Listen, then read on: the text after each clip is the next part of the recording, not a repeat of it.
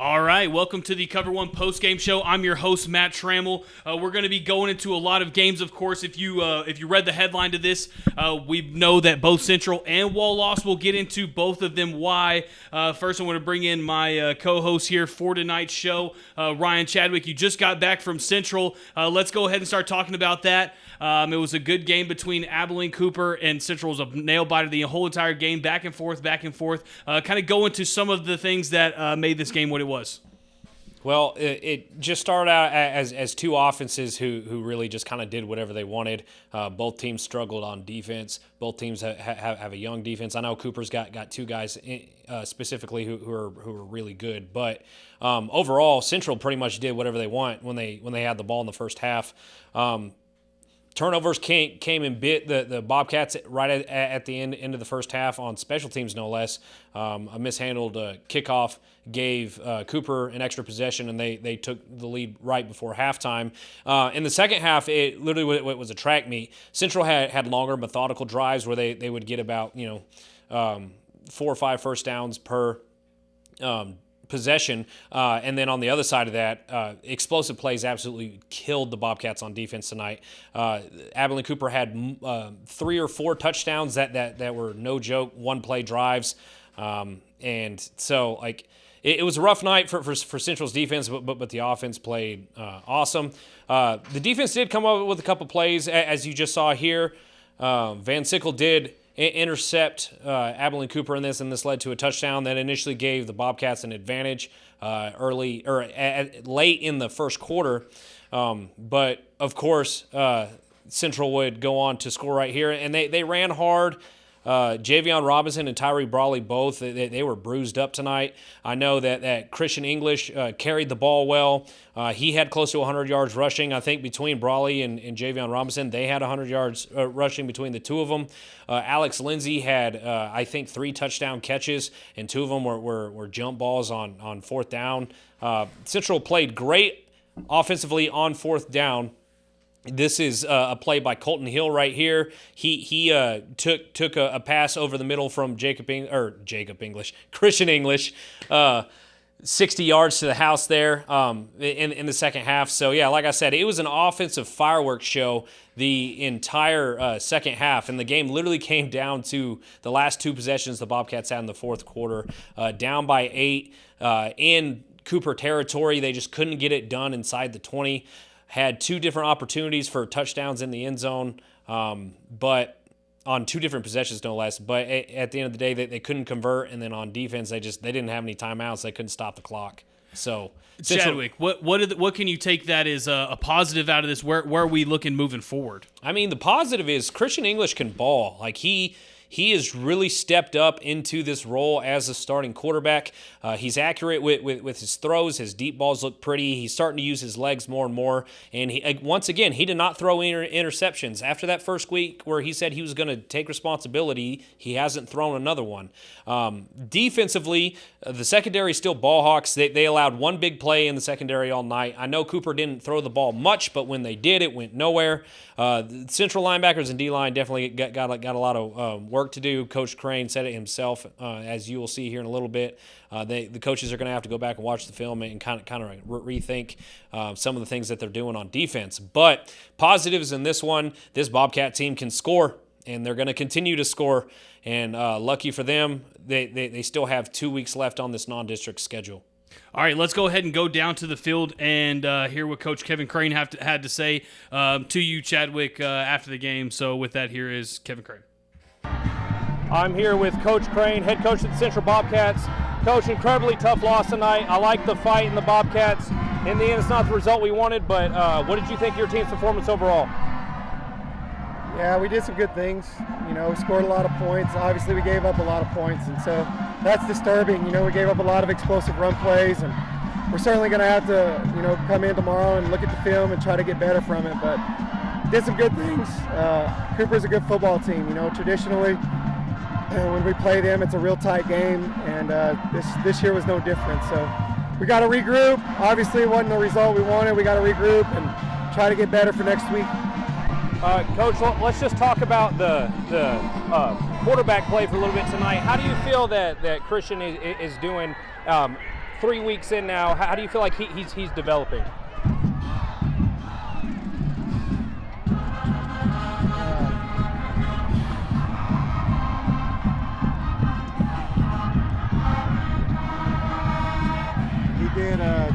Did some good things. He's certainly improved as we've gone along here, and so that's good to see. And so we just got to continue to make strides, continue to get better, and that's kind of what it's all about. And Coach, moving forward, of course, you got 2 games left on the non-district schedule. What is one goal that y'all have for yourselves before district starts? The goal is just to keep getting better. We took a step back defensively tonight, and obviously it's not one side of the ball's fault. We're all in this together, offense, defense, special teams. We had a turnover on special team, which was huge, and so we just gotta regroup, and we gotta come back and look at the film and get better. All right, thank you, Coach. Again, this has been Head Coach Crane, Head Coach of the Central Bobcats.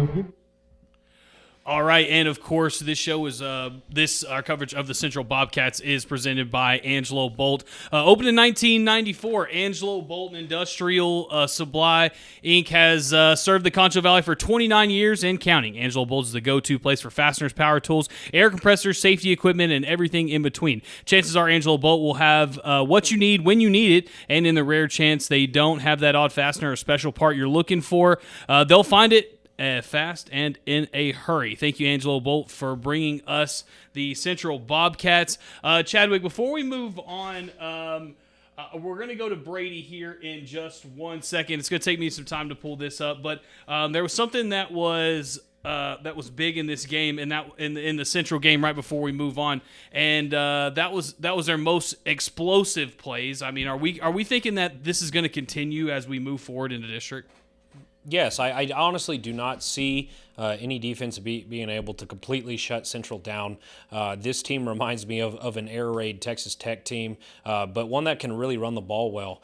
Javion Robinson and Tyree Brawley really are going to end up being the backbone of this team. When Central needs 4 to 6 yards, they're going to get 4 to 6 yards. And as the game goes on, those 4 to 6 yard carries turn into 10 to 12. Then it opens up the play action where you can hit guys like Lindsey deep and Colton Hill over the middle. And especially like Carmelo Amiglio made 3 or 4 really clutch catches on third and had to get the sticks, So again, this is a very young team, and they're coming together, and the offense it really is coming together nicely. And so when we enter district, I know that Midland Legacy and Odessa Permian and Friendship are classically they're tough on defense, but I definitely think Friendship's going to have a hard time stopping these guys, and I think Permian's going to have a hard time stopping these guys too. All right, well, stay tuned, guys, because we'll look at some more scores from the Little Southwest Conference. Moving on, we're going to go out to Jim Ned, where we saw Jim Ned take on Wall. Let's get to some of those highlights. Not a lot of highlights coming from this one, as it was a low-scoring game, but let's check out some anyways. Here comes the Wall Hawks. Chadwick, when we're thinking about this game, Jim Ned versus Wall, what were you thinking before it started? I knew that the line of scrimmage was going to, whoever controls the line of scrimmage was going to win this game. And early, it kind of looks like Jim Ned had the advantage. But Coach Guy and Wall out there, they're really good at making adjustments at halftime and coming back strong. Yeah, the Wall Hawk mentality is never give up. They were down 14-0. We're about to get into, here it is, some highlights. Here's the first score from Wall, and it was just a simple hand up right up the gut. Of course, we saw some of these on our Cover 1 halftime show, but we'll go all the way in through this one. Everyone wants to see it. This was the game of the week. Everyone was wondering who's going to win, because the winner of this match here usually goes pretty far in the playoffs. So there's your first touchdown, 7-0. Here's your second one, right up the gut touchdown. Going to leave it into the halftime at 14-0. But don't worry, Wallhawk fans. We ended the half with an interception, and then that was just the start of the defensive rolling that the Hawks would end up putting up. Here's that interception one more time for you, just to throw up with only a little seconds left. What a catch right there, Chadwick. See, and that's what we need to see. Canadian ripped apart the Hawks secondary last year, so like seeing any kind of takeaway in that secondary is super encouraging. Yep, so like I said, 14-0. Chadwick, did you know we had an injury in this game?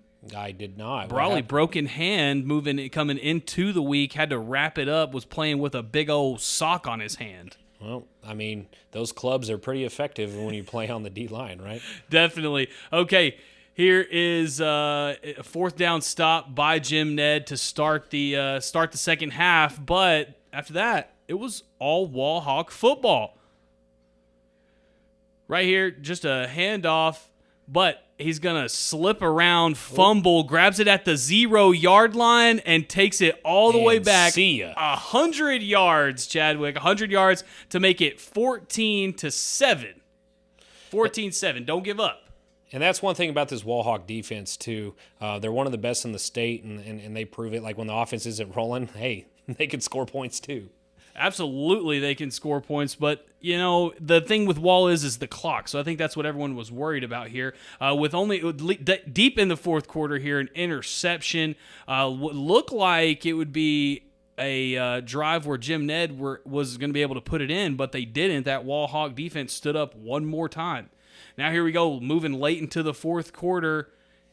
Like seeing Chadwick throwing the football, and takes it in for a touchdown to force overtime, 14-14.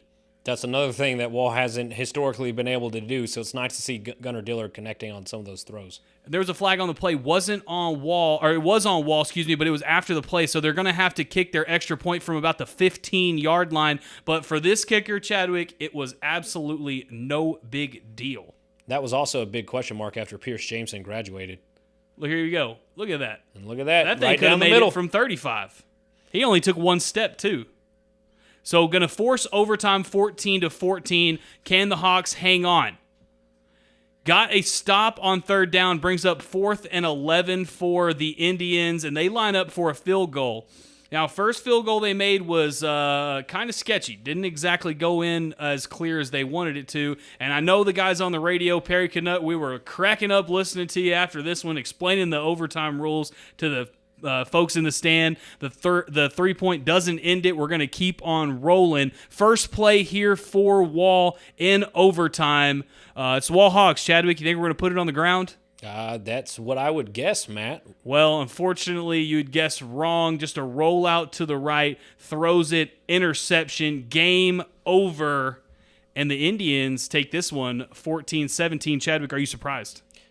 The play call is surprising. I mean, it's kind of reminiscent of, the Seahawks and the Patriots in the Super Bowl. You got Marshawn Lynch inside the 5, just hand him the ball, Exactly. But, hey, this is a non-district game for the Wall Hawks, and I know Coach Guy. We haven't even heard from him yet, but I know him, and I know he's going to be frustrated. This is a rivalry matchup. Again, just like last year, it was a 3-point difference in the score. Wall will be all right. All right, Chadwick, but what about Jim Ned? Are you thinking with this win, this is going to kind of solidify them for making a big run?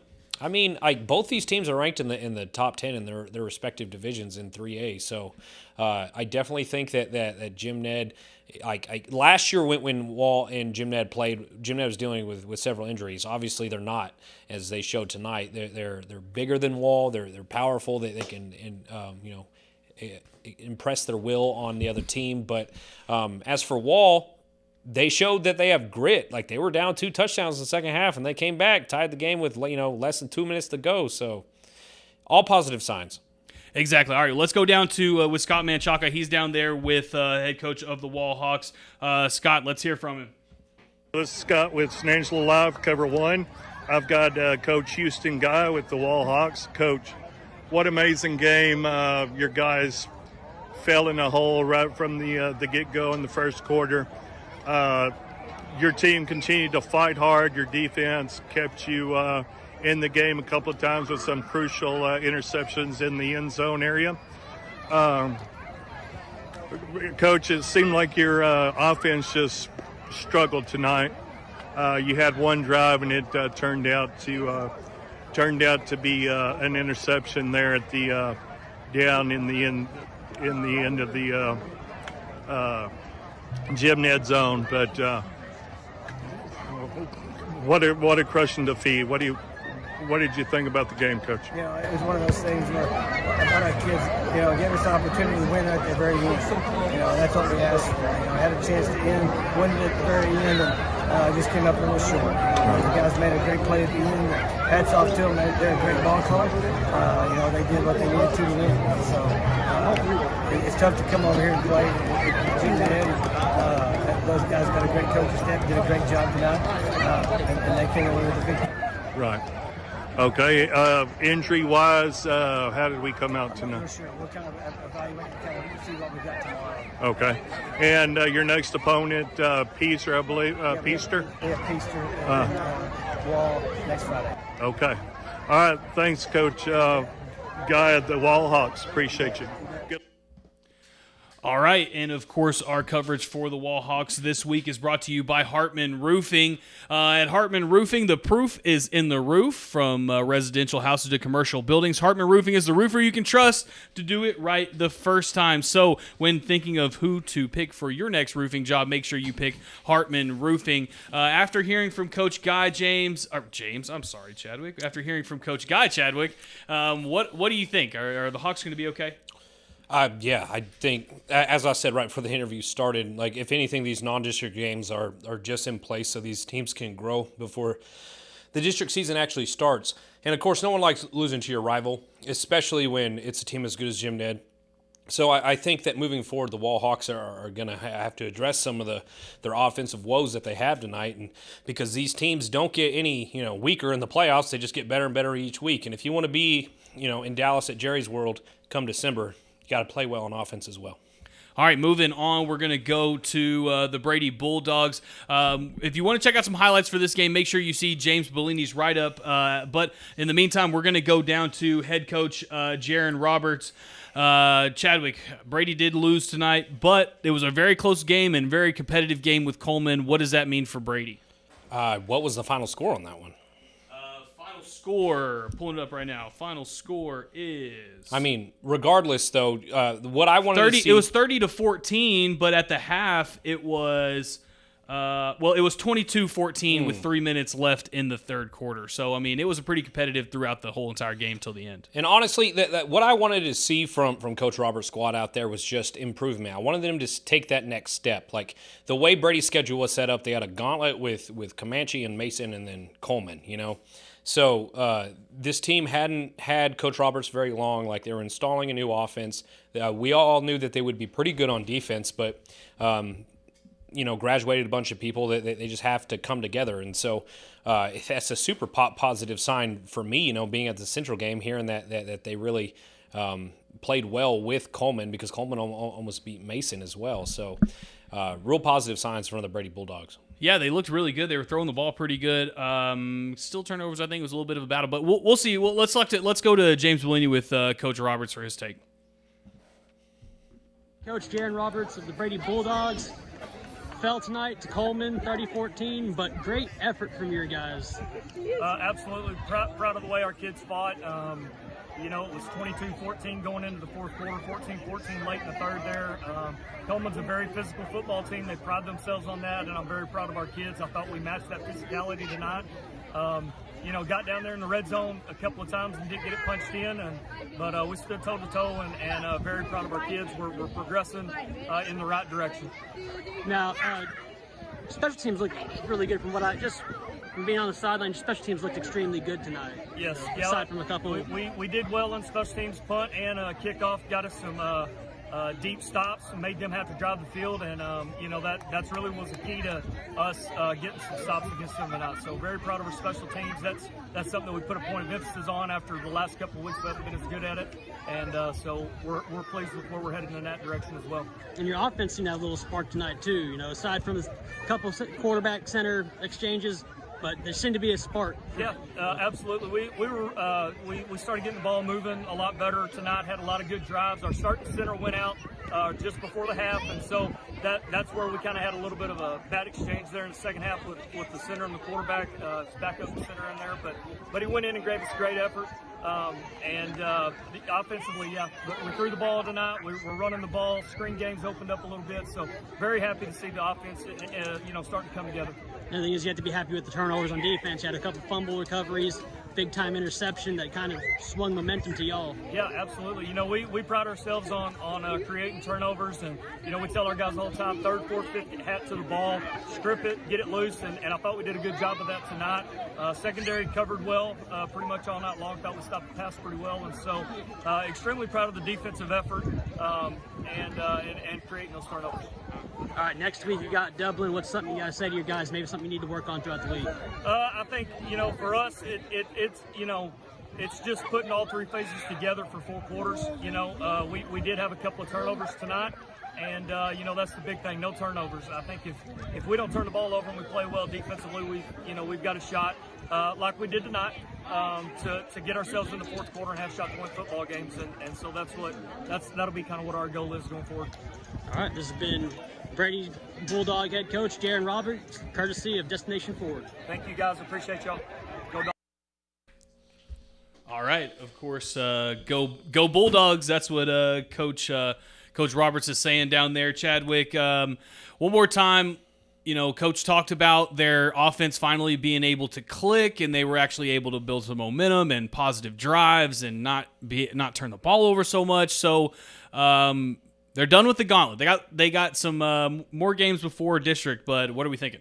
I'm thinking that they take these next 2 games to build some confidence now. Like, not saying anything to the last 2 opponents out there that mean they're bad football teams, but they're just not as good as the first, especially the first 2. And like Coleman's a great football team too. So it's great to see that they took a stride on offense. Defensively, I know like it gets frustrating when you're not scoring points or the offense turns the ball over and you have to keep going out there and keep trying to get stops. But overall, I think they're going to use these next 2 weeks to really build up their confidence for the start of district. Okay, we're going to go to a quick ad from Destination Ford to hear about the Redneck Deal of the Week from Mark Smith down there from Destination Ford of Brady, and then we'll hear from James Bellini, who was down down there on the field all night, and hear his take. All the brand new F-150s we have in stock, 23 models, have $2,000 rebates and 1.9% financing for 36 months and up to 5.9% for up to 72 months with approved credit. So, and if you mention this ad, that you saw this ad on San Angelo Live, get another $1,000 off any F-150 that you purchase. So that's a great deal right now with the interest rates the way they are, Matt. And of course, Mark, what makes these F-150s so cool? We've got a bunch of 4x4s. We do have everything from a King Ranch down to an STX. So we've got a great selection, over 20 of them in stock right now. And before I let you go, let me hear a good one from you. Let's go Bulldogs. Go Brady Bulldogs.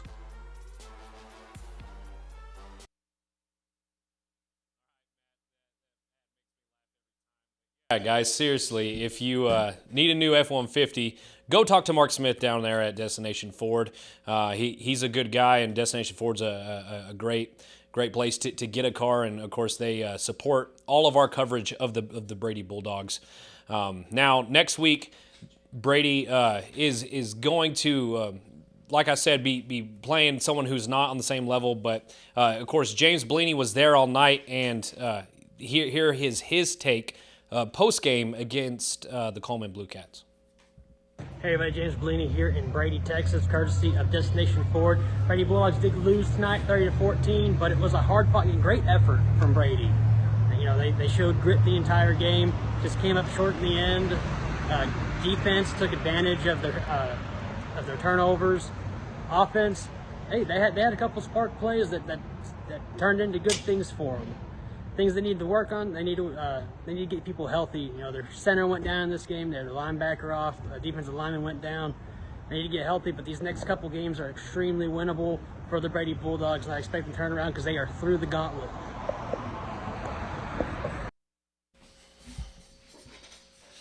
All right. Well, thanks for that, James. And I'm hoping that he gets home safe.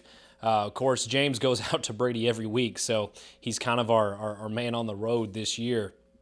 But the one thing I want to see next week from Brady is I want to really see him get their run game going.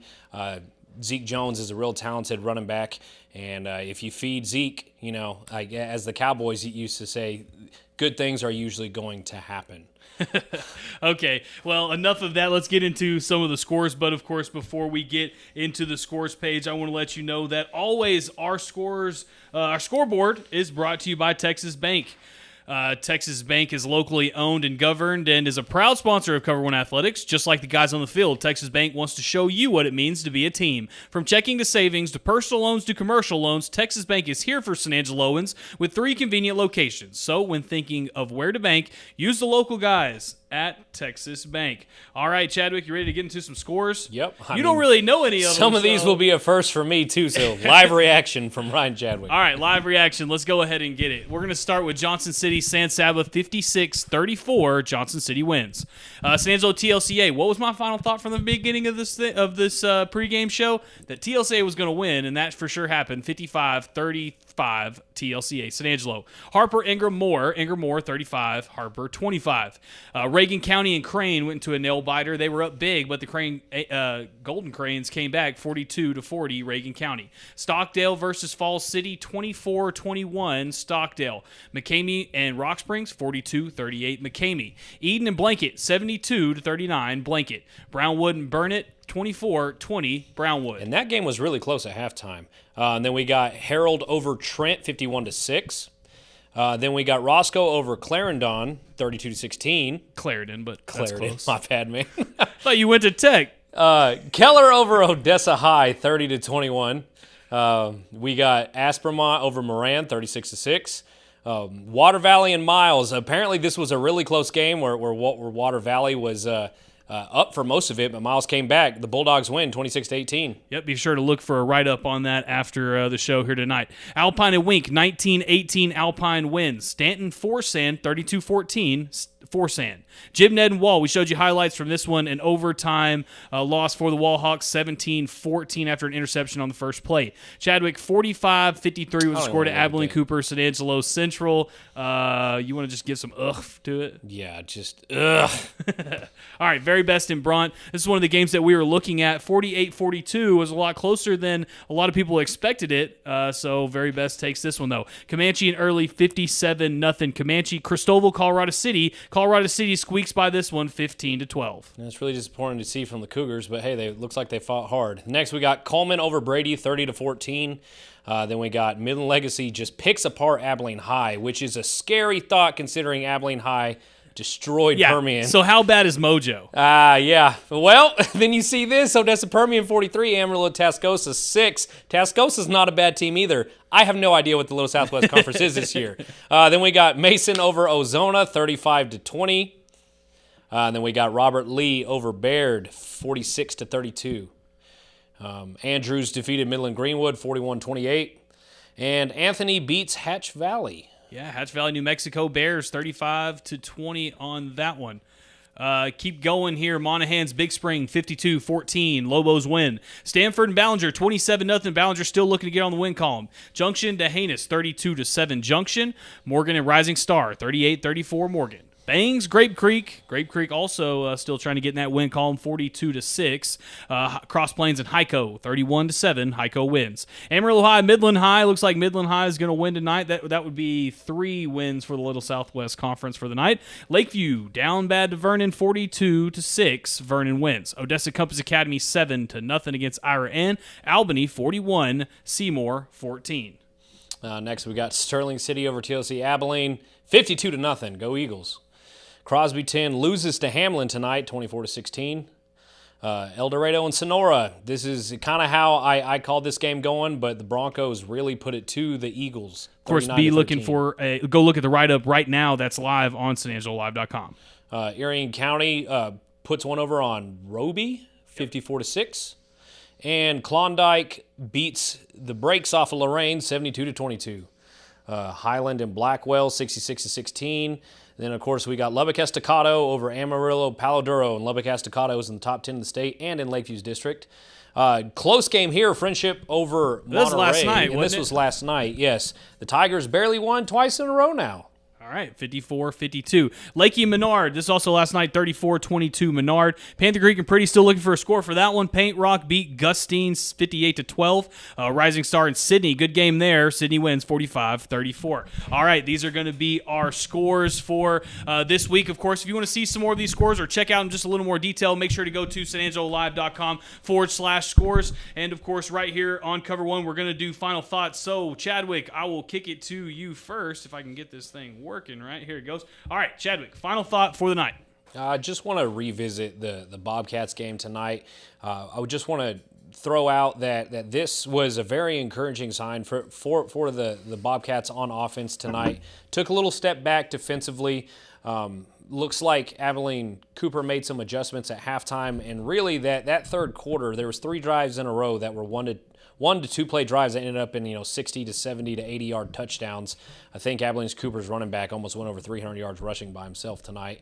But with that being said, the secondary played well again. The defensive line really clogged up the lanes, and the linebackers are young, but these guys are going to get better. Just keep the heads up, guys. Keep grinding, keep working. Y'all are at this exact same point this time last year and ended up winning the last 2 non-district games and made the playoffs. So keep working and keep your heads up. All right, yeah, big tough night for the Concho Valley teams, of course, with the Wall Hawks losing. But, I don't think that this is going to affect Wall too much. They're going to take this one on the chin, come back to work on Monday with their work pail and helmets and get back to work. Guys, this has been the Cover 1 pregame, postgame, halftime show. Everything tonight, just everything Texas high school football. We really appreciate you coming on the show. And, of course, we appreciate all of our sponsors, including Jim Bass Ford, Angelo Bolt, Destination Ford of Brady, of course, Texas Bank, Carpet Tech, Intertel, and, of course, yours truly, Engraving and Awards. Guys, from everybody here at the Cover 1 team, including all of our stringers, our scorekeeper, Yantis Green, and everybody else who makes this thing happen, we are glad you came, and we will see you guys next week.